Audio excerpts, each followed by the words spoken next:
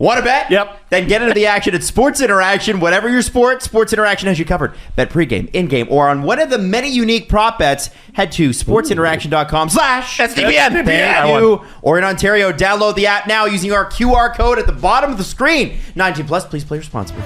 This is Agent Provocateur with Allan Walsh and Adam Wylde. Powered by Sports Interaction. Want to bet? Welcome to another episode of Agent Provocateur. I'm here with Adam Wylde. How are you, Adam? I'm good, Allan. I'm excited for today's show. How about yourself? I'm doing great. It's been a couple of weeks since we did an episode. We had the All-Star break, and I made a quick sojourn into Tampa for the opening night of the Bruce Springsteen and E Street Band tour. What a shocker that was. I'm blown away. What's that show, 5,766 for you, or how many is it now? It's like into the 140s. Is it? Yeah, it's into the 140s. Over the course of a lifetime. My first show was 1978 at the Montreal Forum. It was pretty cool being down there. The band came in 3-4 days before opening night. They set up the stage early. The Lightning were on the road. Actually, the Lightning were on bye week heading into All-Star break. Okay. So there was nothing going on hockey-wise. So the stage was all set up, and the band was going in and rehearsing every day in the afternoon for 4 or 5 hours. I stayed across the street at one of the hotels across the street from the arena. And literally 90% of the people in the hotel were people who had flown in from all over the U.S. and the world to see the show. So my wife and I are in an elevator at the hotel, and there's a young couple in there with us from Italy who couldn't speak a word of English, going, Springsteen? I'm like, see. And they're like, yeah. And he's got a Bruce shirt on, and they're all excited. It was amazing. People were telling me on their flights into Tampa that it was literally all Springsteen fans wearing Springsteen shirts, Springsteen Street Band shirts. And it had a real Super Bowl event kind of atmosphere around opening night. I love that. There's it's sort of like what Grateful Dead fans used to do, Deadheads. They just follow the band around, and I think that Springsteen's got that as well. It's like, most people just wait for him to come to your city, right? To your local city. But Springsteen fans like yourself, you're there for opening night, you're probably there for closing night. And it's funny, these guys are in their 70s. And how long was the show, this initial show? Opening night was about 2 hours and 45 minutes. And by the time they're mid-tour, what do you think it'll be? I'm expecting it'll expand to about 3:15 to 3.5. That is an obscenely long time to be playing. You could tell if you're a longtime fan that they hadn't played together live in almost 7 years. And there were, the lighting was off on certain songs a bit, and they were tentative in certain places if you know what to look for. Right. But that made it all the more endearing that, they weren't, super confident up there, and they were looking at each other about who was going to step into, which fill and do a riff or a solo or do something. And there was a lot of gestures with their heads and eyes looking at each other and, pointing a little bit here and there. But overall, it was an amazing show. It was an emotional show. When they finally came out and they were all there together on the stage, for the longtime fans, it'd been almost 7 years to see them live playing together, and to be at the first show where they're going to play, over 90 shows on this tour. was a remarkable experience. People ask me about you sometimes, Allan. They're like, "What's he really like?" And I think the word I always use for you is passionate. When you feel something, you feel it with your chest, right? When you love someone, you love them from here. And the way you love that band and the effect that they've had. I mean, honestly, I feel like if you're ever done with being an agent, you could probably teach a university course on that band and their effect on popular culture and just the encyclopedic knowledge that you have. It's cool because what to me, I've always admired Bruce Springsteen, think he's great, but I don't know if I've ever met a fan who loves him quite like you do. And I think it's generated more interest in myself to go, maybe I need to go back and listen to those records again and try to hear what Allan's hearing. You know what I mean? And I've never seen him live either. So I'm looking at those tickets in Toronto going, should probably go to that. You should. Yeah. So obviously you're down in Tampa, you saw the show, you saw the All-Star Game festivities, good or bad. I guess, one of the things that we want to do today on the show is sort of discuss the news that sort of started to break over All-Star and a little bit into last week. It still hasn't been announced as of the recording of this podcast officially.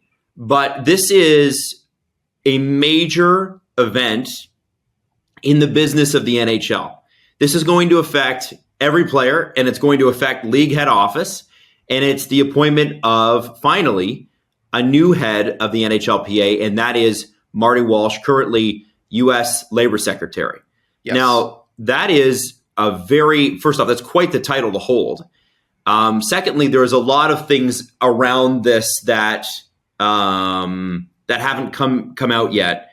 But I think where we wanted to take this show and where I want to take this show is a lot of people hear about the NHLPA in bits and pieces. The NHLPA is an organization that obviously we know what the purpose is, but as fans, you sort of only get headlines, right? You get the NHLPA is saying this to defend this player, or the NHLPA and Don Fear and Gary Bettman sat at a game together. You don't really get the full sense of what the NHLPA is and what it needs to do.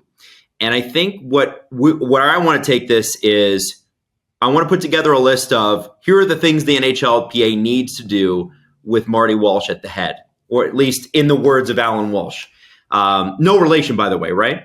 No relation. Okay, yeah. So Allan and I, full disclosure, talked a little bit about this last night just to kind of get ready for this one. And the NHLPA getting new leadership, Allan, the direction that they need to take, the first thing that came to your mind when I brought it up to you is engaging their membership. And their membership are players. What do you mean by engaging the membership? Because any union's going to be engaged, you would think, with its laborers, no? Anybody connected to the business of hockey, especially on the player side, it's no secret. It's not telling stories out of school. There is a tremendous amount of apathy on the player side. I would even go so far as to call it a disconnect between the membership and the top leadership of the NHLPA right now. And this has gone on for several years. Now, there's some very well-meaning, well-intentioned, hard-working people at the NHLPA. But the biggest issue to me that I've observed firsthand is, when Don Fear came to the NHLPA in 2010, he did an amazing job getting the players educated in a very short window of time for the 2012 CBA negotiation. And for the first time, really opened the inner workings of the union and setting of policy open to the membership. And there was a big meeting in Toronto. Hundreds of players showed up. Wow. Mm-hmm. Hadn't seen that in a while. And one of the very significant things that Don did that had never been done before is he said, any player who wants to come to a CBA negotiation meeting with the league is welcome to come. So there were some CBA meetings where there were people on the league side, whether it was Gary, Bill Daly, a group of owners. On the PA side, PA leadership from Don and the other people in leadership, to 30 players, 40 players. As many players as wanted to come at any time, raise your hand, say you'd like to be there. Here are the details. There was a briefing before the meeting where the players were told, okay, here's the subject of what is going to be discussed today. And here's, the league's position up till now. Here's our position up to now. And we're going to go in. So the players had a real interest in what was being said in the meeting. They knew what was the issues on both sides, what to expect. And it brought the players in. It engaged them. They were engaged. Unfortunately, the very nature of a professional sports union versus a union in any other walk of life, the average NHL career is less than 5 years. Mm-hmm.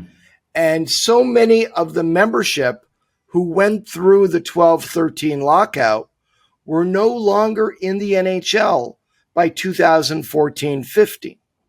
So what needs to happen is there needs to be an aggressive, sustained policy on the PA side of meeting regularly with the players, especially the young players coming into the league, and educating them on the history of the PA, educating them on what has gone on in the different collective bargaining agreements, the gains that were made or lost at the negotiating table, and getting them activated, getting them interested, hearing what's important to them, the issues that are important to them, and incorporating their activism into the PA operations. That didn't happen. So as we went through, 2016, 2017, the general feeling amongst the membership was, I don't get what the PA value is. I don't get what the PA is doing for me, because they were disconnected. And then as some of the older veteran guys started retiring from the league, now you lost the leadership, right? Because from 2012-13, there's just a handful of guys right now still in the league, just a handful. Yeah. And the players who've come into the league since, I can't tell you how many times I've sat with the players who don't know how we came to get a salary cap in 04-05. I can't tell you how many times I've sat with players who don't know about the original effort to create an NHLPA led by Ted Lindsay and Doug Harvey in 1956-57, and how the owners crushed it, and how it took 10 years from that seminal event to actually have the creation of the NHLPA. I can't tell you how many players have no idea about the NHLPA through the Eagleson years, and the Eagleson, Wirtz, Campbell, and then Eagleson, Wirtz, John Ziegler triumvirate of leadership of hockey, all the way through to 1991 and the ascendancy of Bob Goodnow to the NHLPA and how that changed everything. Right. And if you're playing in the league today, there really is no means for you to learn any of this unless the PA is actively teaching it. You know, and it's on the agents. It's on the agents, right? To do what you can in educating the players you represent. But really, it's on the PA. And there just hasn't been that effort done. I don't know why. It takes a lot of work. Yeah. And it takes more than one meeting to explain all of this. And it takes players understanding how important it is for them to understand the history before they can make decisions about their place in the league today, what issues are most important to them that are subjects of collective bargaining, and being able to decide what their positions are and be heard. Because if you're looking at it all through a vacuum, without any understanding of the history, I don't know how your opinions, as well-intentioned as they are informed. And they need to be informed and well-intentioned. If you were to give me a general consensus, Allan, of what the average player would say about the PA right now, if you could put it in a couple sentences from, you have a ton of clients and you also talk to players that are not your clients. So I don't want to just, that's just the way the NHL works. Everybody talks to everybody. It's a small community. Yep. If you could put it in 2 sentences, what do you think the average NHLer, paraphrasing, would say? Disappointment, lack of relevancy in their day-to-day lives, a lack of, if you don't engage with players, the players feel that lack of engagement. And so many times I've had players say to me, I just don't see the value of what they're doing right now. Because, and again, I'm not slighting anybody. I'm just making a comment on what I see with my own eyes. The people working at the PA are incredibly dedicated. They're very hardworking. They are doing their best. But ultimately, the leader must be the one leading the engagement with the players. And no doubt the pandemic created silos and isolation and made it very hard to go around and see players directly and talk to them like you would expect. But in fairness, this is not something that was new to the pandemic. This is something that has been steadily in successive decline since around 2014, 2015, as more and more players left the league who were engaged and active and educated in 2012-13. There was more and more of a disconnect with the players and their union. I sit there and I think about it, and I think a lot of people listening to this would be like, okay, so, these are NHL players. They've got coaches that are actively involved. They got families that are actively involved. They got agents that are actively involved. How do you find the time in there for a players union, number one? And number two, Allan, you've got experience getting players' attention, and getting league attention too.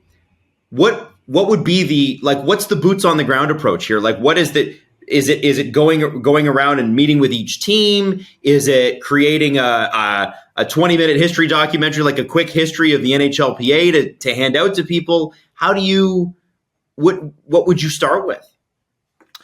I think there has to be a basic understanding of where the PA is going, and that means engaging with the membership.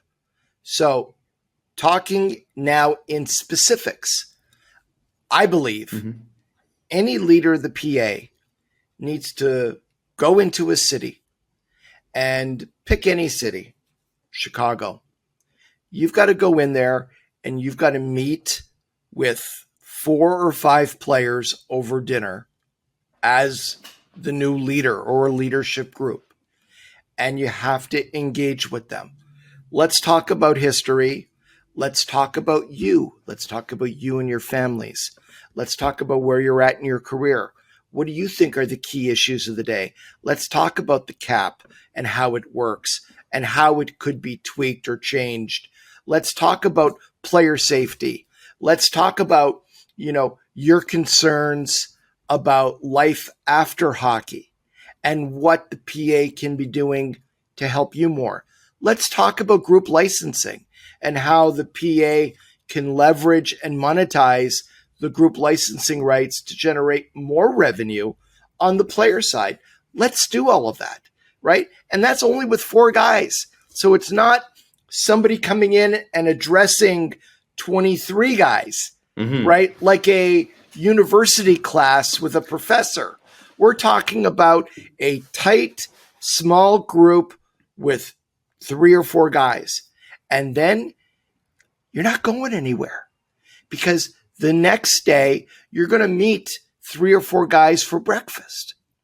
And then you're going to meet another group of guys for lunch. And now you've met 4, 8, 12 guys.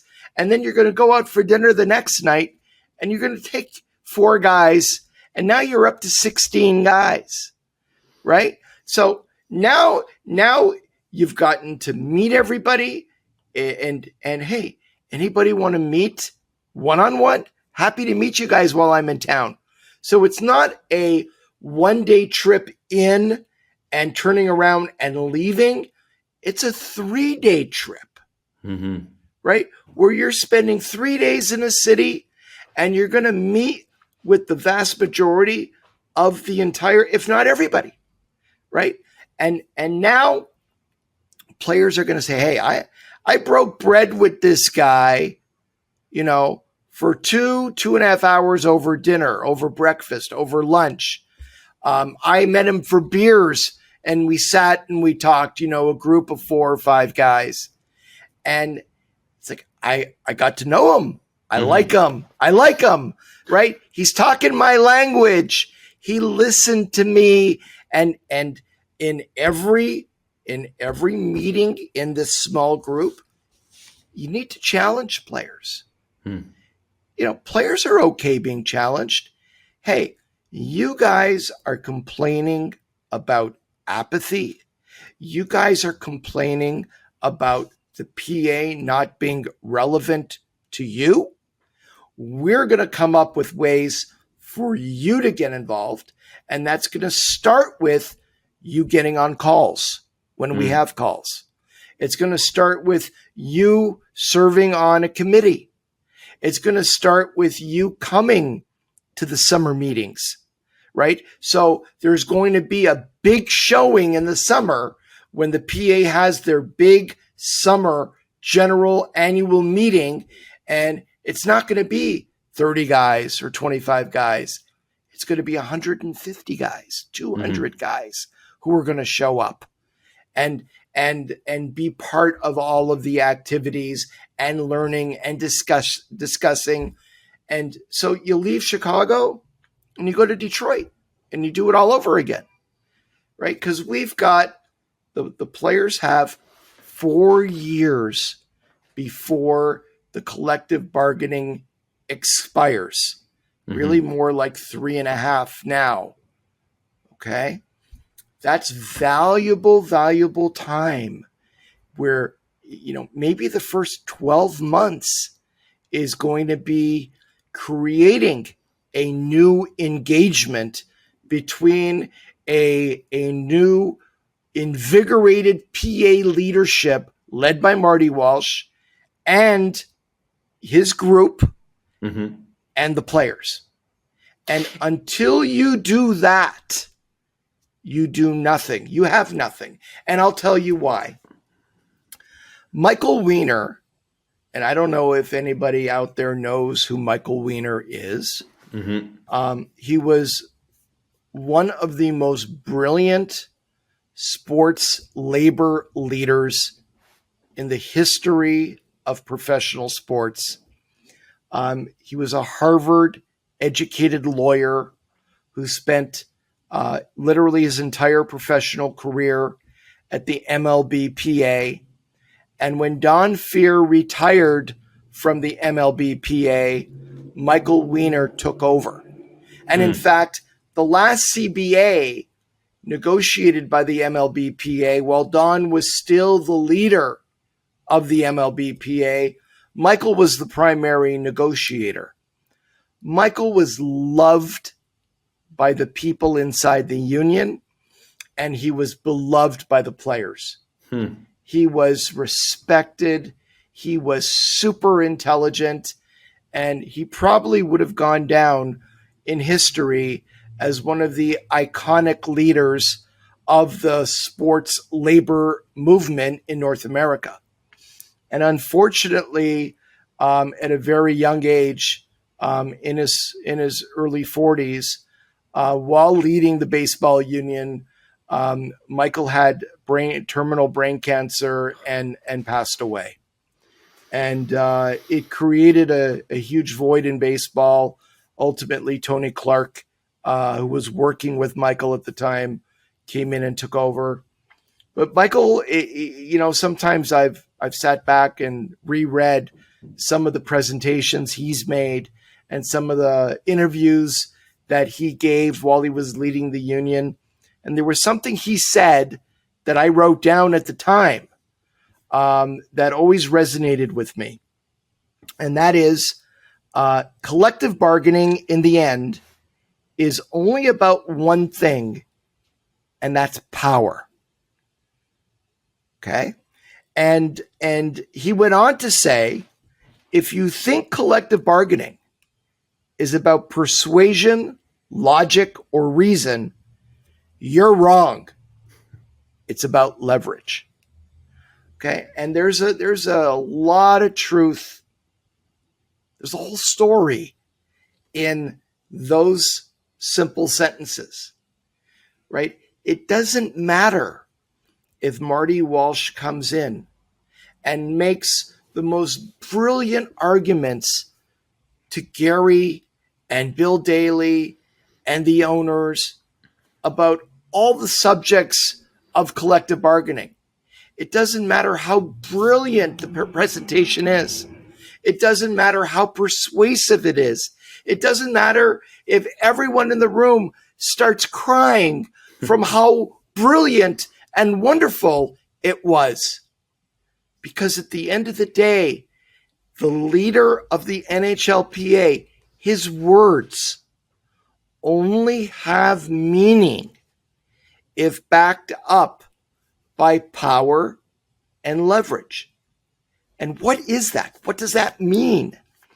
That means unity, education, knowledge, and solidarity.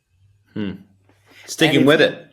And if you go back to 2004-05, which is the seminal moment of labor relations between the NHL and the NHLPA, and we've talked about this before on the show with various guests, there is no doubt that going into the 2004 lockout, Gary Bettman was determined to get his salary cap that he tried for 10 years previously in 1994, 95, and failed. He failed because the players stuck together right into February of 95.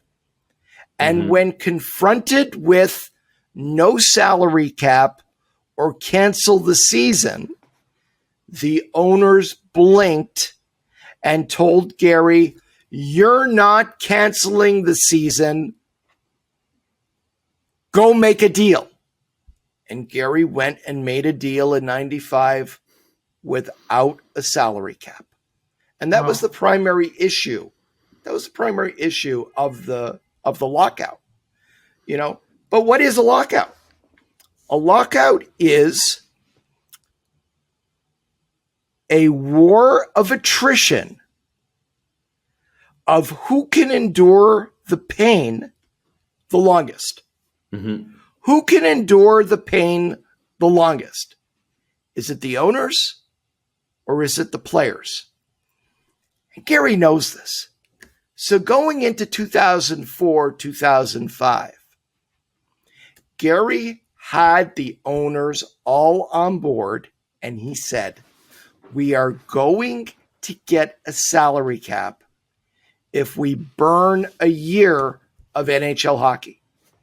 Because they believed, Gary and the owners and the league believed, if we cancel the season, the players will crack. The same players that had shown remarkable unity, involvement, activity, and solidarity, they would crack. Bob Goodenow, who's a brilliant labor leader in his own right, who did so much good for NHL players, he knew this. And he went around and talked to all the players before the lockout in 2004. And he said, "Guys, a lockout is coming. And Gary has got the owners on board to cancel the year. So, Bob, what's the play here? What's your strategy? How do we come out of this attack without a salary cap?" And Bob said, "There's only one way. And that is we have to take it to 18 months. And that means the entire 2004-05 season is gone. We're going into, the lockout is continuing into the 05-06 season. You want to see the owners crumble? December, January, 05-06, 18 months of no hockey, when the owners are confronted with two consecutive canceled seasons, that's when they crack." And I believe Bob was right. And Bob had this conversation with teams, every team in the NHL, before the 04-05 lockout. And Bob laid it out. And he told everybody, a year before the lockout, this is going to last 18 months. 18 months. Save your money, prepare for it, go sign in Europe, go do whatever. But that is the only way we come out of this with no lockout. There was no movement amongst NHL players at the time saying, "Hey, Bob, are you crazy? 18 months, forget it." Bob, they took a vote, and it was near unanimous. 650 players at the time in the league, near unanimous, backing Bob, the PA, in their positions before the lockout. And everybody knew, the PA leaders, the players knew. 18 months. I talked to players all the time. I had 30, 40 players in the league back then. Everyone knew it's going 18 months. This is an 18-month deal. It's going 18 months. We're going 18 months. And what happened? We get to February And as expected, Gary cancels the season. The response from the players should have been at that very moment, that's fine. The season is canceled. We'll talk to you again January. We're not talking until January. Right. Right? And instead, when the season got canceled, it was like the island of Lord of the Flies. There was disorganized chaos. And you can take apart that moment in time and analyze now what the NHLPA could have done differently. You had agents involved communicating with the league and facilitating communication between their players and people on the league side. You had secret meetings going on between players and people on the league side without the NHLPA's knowledge, saying players went and met in the middle of the lockout with people in NHL leadership and said, we'll accept a cap. We'll deliver a salary cap for you. And of course, those players all end up in NHL management. Later on in their professional lives. Funny how that works. Whoa, what a coincidence that is. But you see, that's the kind of stuff that players today need to know. And until they're informed and educated about their history, because their history is the NHLPA's history, until they know about that, right? Like I said earlier, it's a vacuum. It's a vacuum if you're just looking at the issues of today without knowing and understanding any of that. You know, so I came into this business, I became an agent near the end of the 94-95 lockout. All right.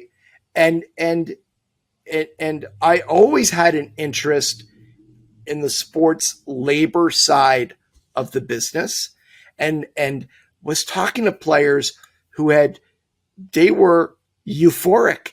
They had just been locked out with a salary cap, the sword of Damocles hanging over their heads, and they came out of it and they had vanquished Gary Bettman, and there is now a CBA with no cap because they stuck together. And there was a culture that existed that had been created by Bob and the people at the NHLPA from the early 90s to the mid 90s that carried over all the way to 2004. Salaries went up, player benefits improved, player safety, all the issues that were important. A group licensing program was created from the 1992 strike that financed the growth of the NHLPA and paid for their business operations. You know, so as the players sit here today, you know, it's been a long search. It was last April, when the players voted to create a search committee. We're now in February, on the verge of having a new leader officially and formally introduced to the players and the public and the media. And I think we're on the precipice of a change.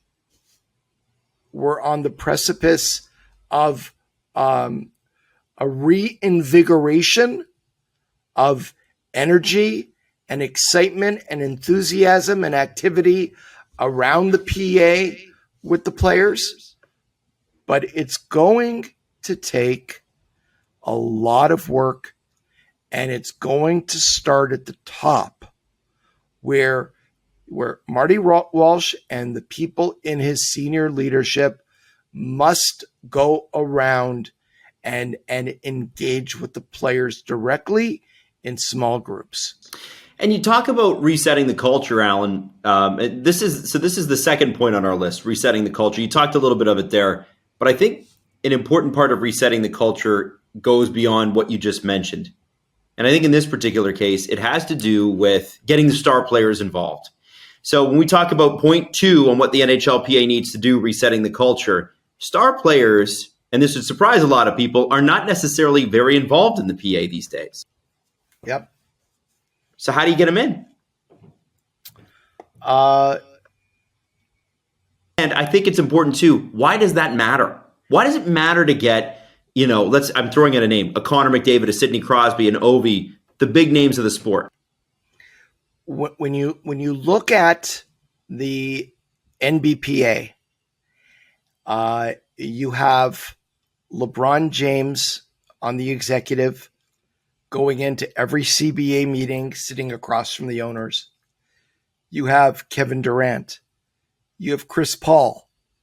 You have the superstars in the sport walking into the room and looking across the table at Adam Silver and the owners. It's a matter of respect. And the bottom line is the owners on the other side of the negotiating table, if they see players populating fourth lines and seventh defensemen walking into a CBA meeting, and there's no Connor, there's no Marner, there's no Matthews, there's none of the top players on their teams sitting across from them, that speaks volumes to how unified and active and involved the membership really is. And that has been a problem. It wasn't a problem with Bob Goodnow, because he had the top players involved. Unfortunately, several of them became traitorous rats, right? It is what it is. That's what they were. When you are looking forward right now, with all due respect to every player in the league, whether you play on the fourth line, whether you're an extra forward, whether you're a 6 or 7 defenseman, the leaders amongst the players have to be amongst the best players in the league. Have to be. And if those players aren't sitting next to the PA leader, that speaks volumes. So how do you engage them? Well, you have to let them know that you're here in the league right now making your 10 million, 11 million, 12 million a year. You know why?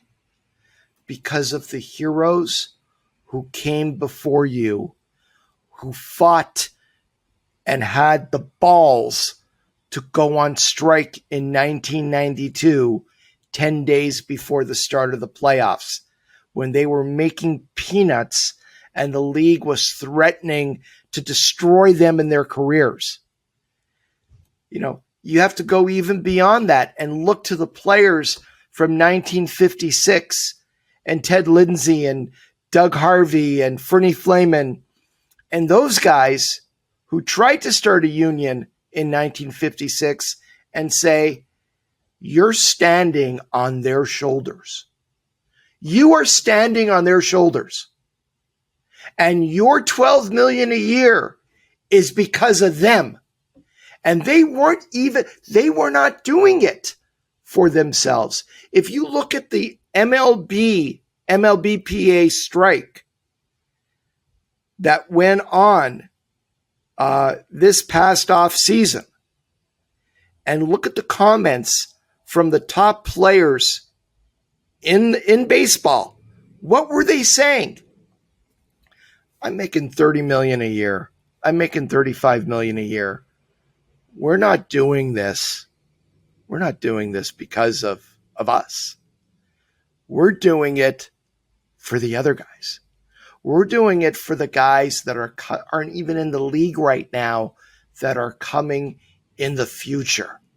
Player after player after player was saying, we're doing it for the next generation. There has to be, and that's culture. That's those guys, understanding. Players in the past sacrificed, many sacrificed their careers. So 15, 20 years later, the top players in the league can make 30 million, right? And the players in baseball honored the sacrifice. And the players today need to understand that it's their turn. It's their turn to honor the sacrifice of all the players who come up to now, what they've done to make the players of today have better conditions, have better compensation, have more programs dedicated to group licensing, have control over health and safety today and into retirement, to have some contributions being made to their medical insurance in retirement to have better pensions, right? For players with very short careers. All of that, has to be taken into account. And then you say to the top players, are you going to look in the eyes of the players who sacrificed 15, 20, 25 years ago? Are you going to look into their eyes and say you don't give a shit about what they did?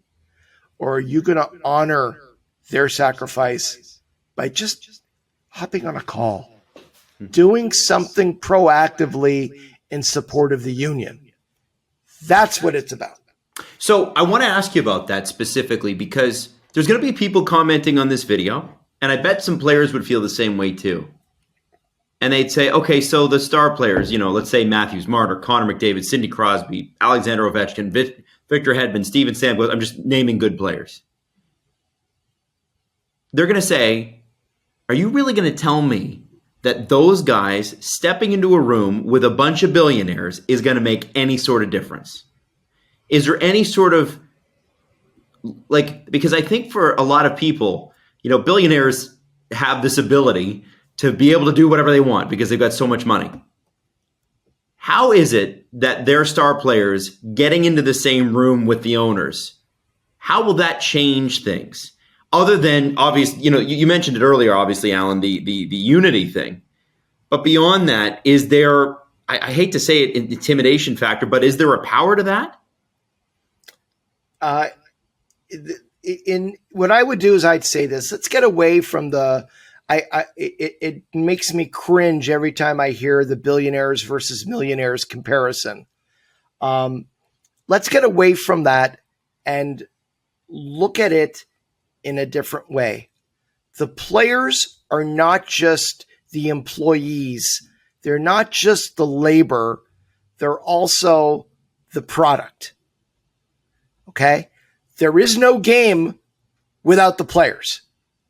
There is no game without them, right? I'd like to see them try, but there is no game without the players.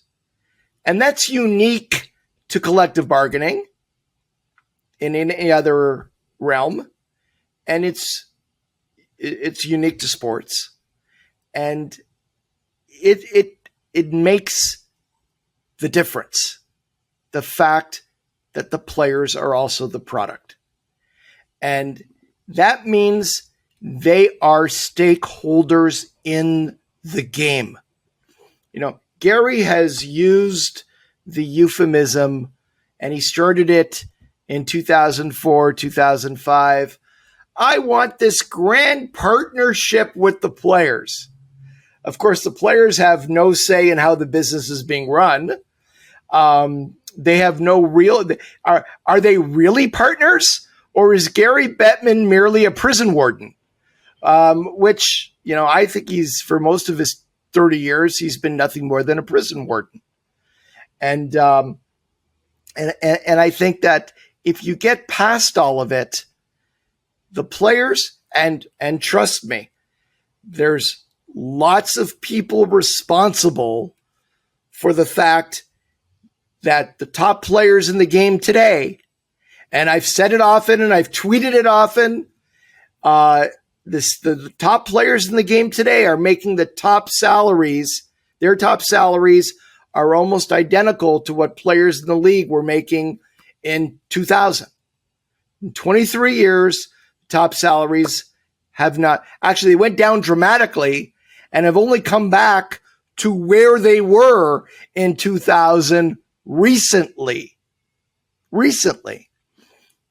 and compare where NHL top salaries were in 2000 with all the other sports.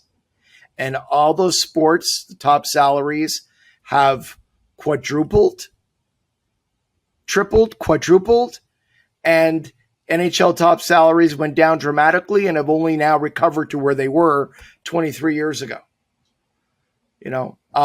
There's lots of people responsible for that. But it's not about conducting a witch hunt to identify them and humiliate them. What's done is done, right? But it's important the players know about it. It's important the players understand what happened.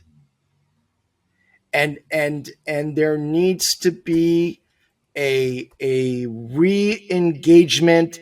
There needs to be a restoring of trust between the players and the PA.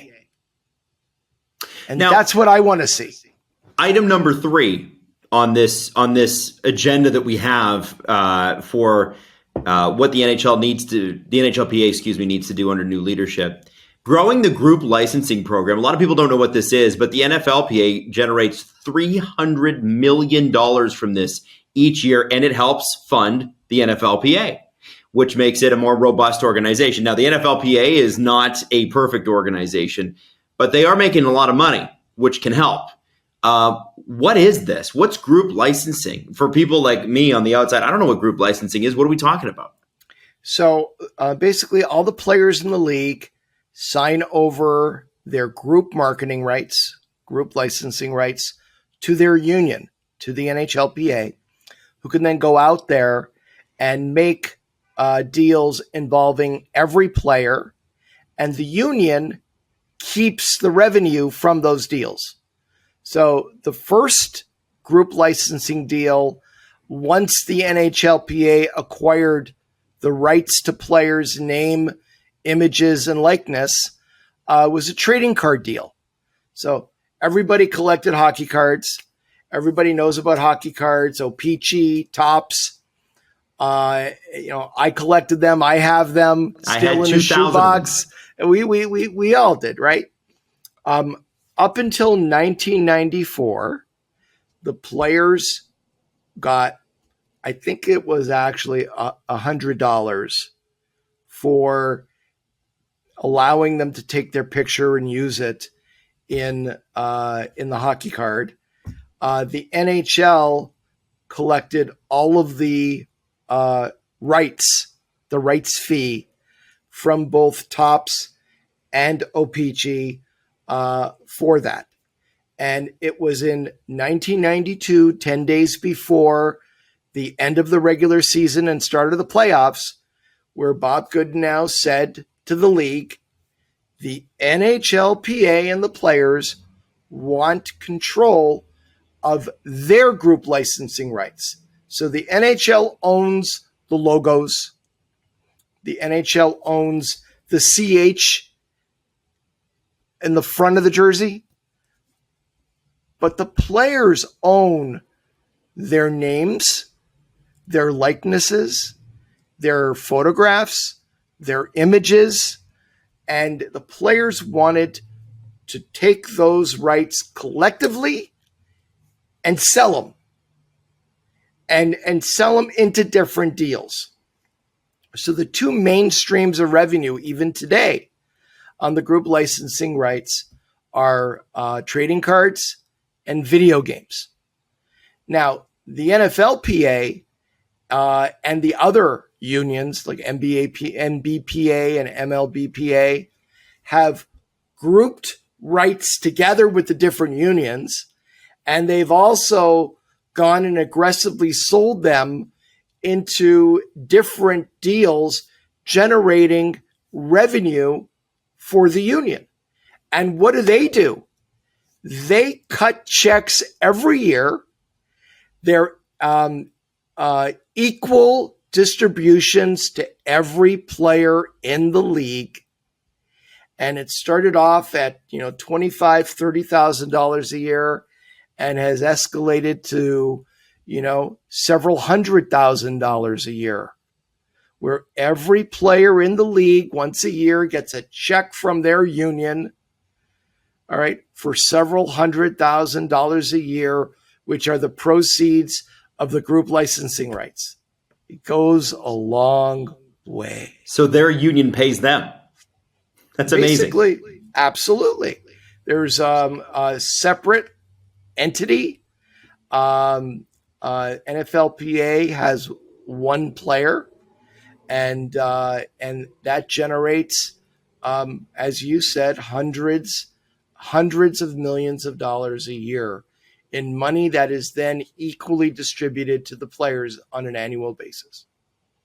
Right. And I think that those leagues do a much better job, too, of creating superstars and marketing them. Right. And you're seeing the effects of that.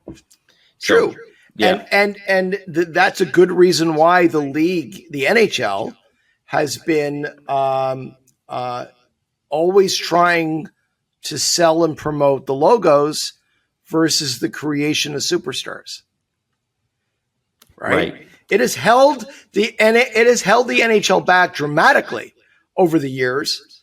But, my opinion is, and it's just my opinion, if the NHL isn't going to sell the players properly, the NHLPA has to step into the void and let them do it. Right. And the reality is those logos mean nothing without the players, right? Absolutely. Like, what would the Montreal Canadiens be to you without Ken Dryden?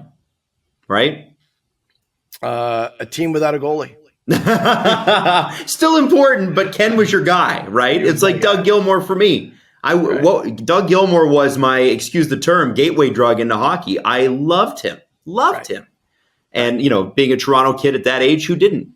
Matt Sundin and these guys that, the Toronto Maple Leaf logo means something because of those players' names. And obviously we can go on at length about that at another time. The last thing on the menu here, and this is a 4-part agenda. So again, re-engaging membership, resetting the culture, making it important to be a part of it. And then again, growing the group licensing program, which obviously it goes beyond just cutting checks to players, by the way. We're talking pensions. We're talking hiring other lawyers to prep for things like number 4, which is perhaps the most important thing, prepping for the next labor negotiation, which is 3.5 years away at this time.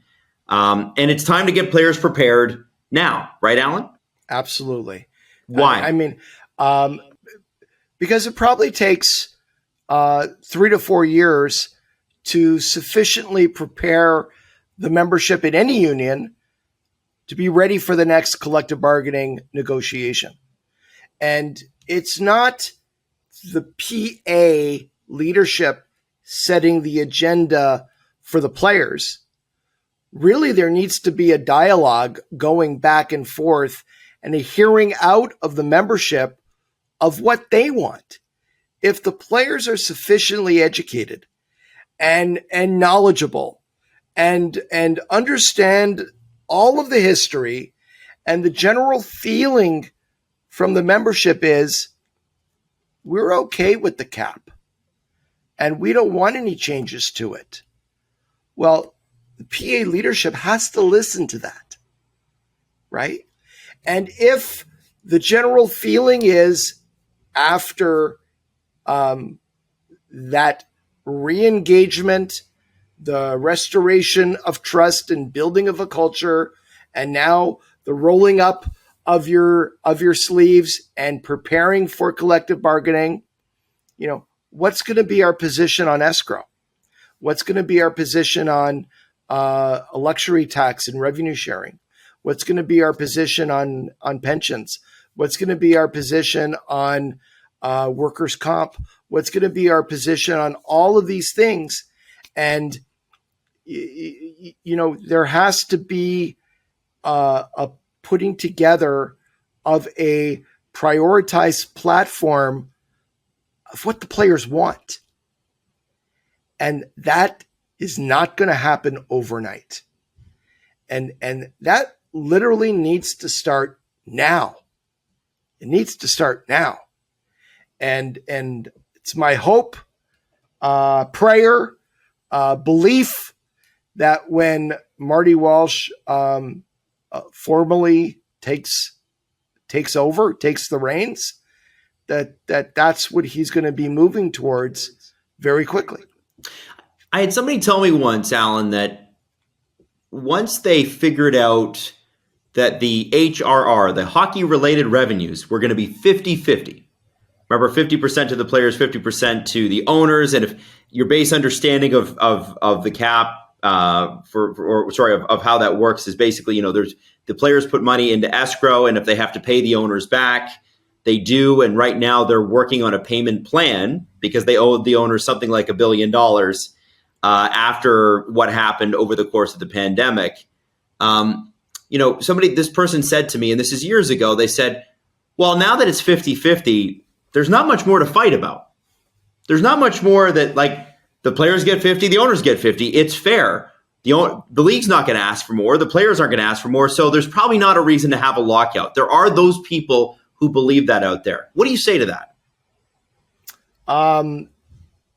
I think that there's hundreds of millions of dollars of revenue today that are not classified as hockey-related revenue. For example, a lot of people don't know this, but the league makes a payment of $38 million a year into the players' pension fund. And then that $38 million comes 100% off the players' share. So the players fund 100% of their pensions. So there's so many different aspects of the nuts and bolts to Article 50 of the CBA, which defines what's revenue, what's not revenue, and what comes off the owner's share, what comes off the player's share. It's much too complicated a discussion to have here today. There's pieces of it. Important pieces of it we're going to discuss here in the future with different guests. But there's a whole lot of issues out there, players were paying at one time 22% escrow. And by the way, that means, like, if you look at and I want to put that in real terms for people listening. I understand these players make millions, but remember, there's taxes, there's agency fees, and there's a whole bunch of other things. And then after all of that, not after all of that, before all of that, they're giving 22% of it back to the owners to make sure the owners are made whole. Correct. So look at it like that, like this. Whatever the face value of the contract is, minus 22%, and now we start paying tax from there. So a $10 million player is losing $2 million off the bat. Correct. Wow. That's a lot of money. Under the new CBA negotiated during the pandemic, escrow is capped this year at 10%, and then for the next 3 years at 6%. Okay? But then the CBA is up. Right. And all that needs to be figured out again.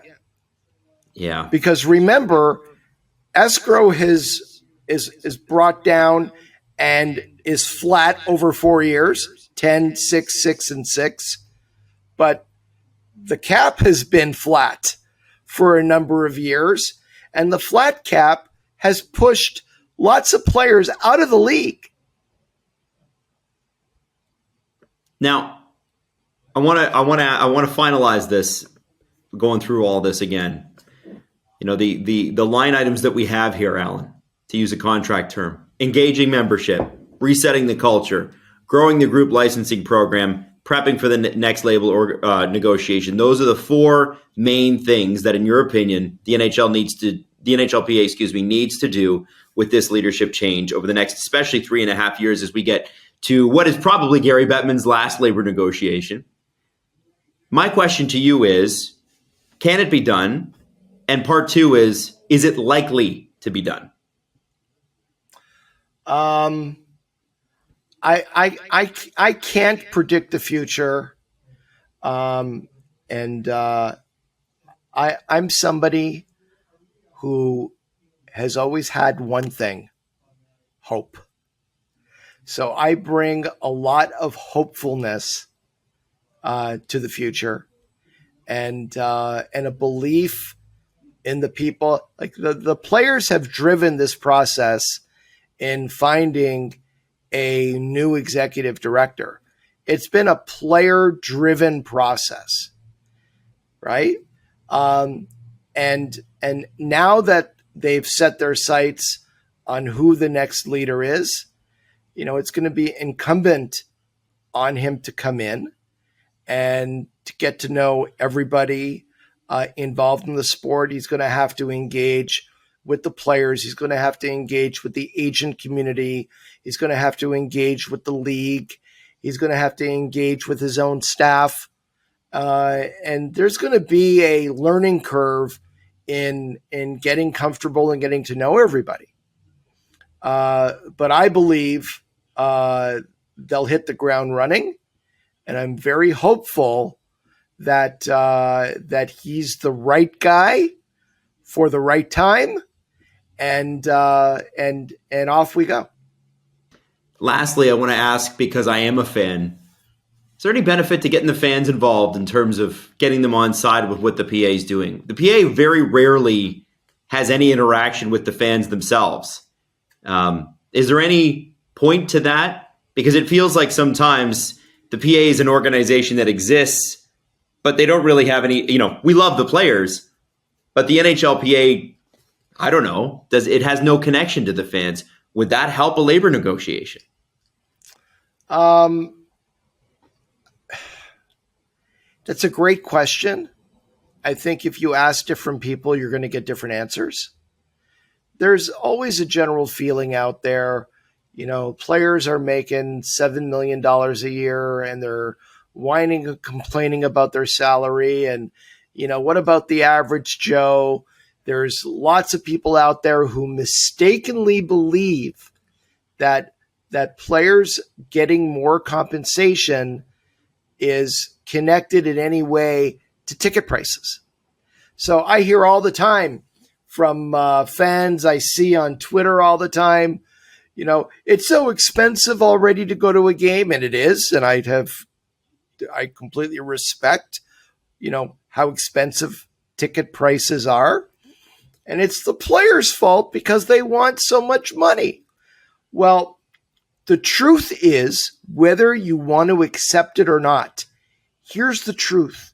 You want the truth? I'm going to give you the truth. I'm like Jack Nicholson here saying, you can't handle the truth. Here it is. Here it is. There is zero connection between player salaries and ticket prices. I know I've just blown your mind and you're saying, it's not true. It's not true. There are studies. They've done scientific studies. Ticket prices have always been a dynamically priced based on supply and demand.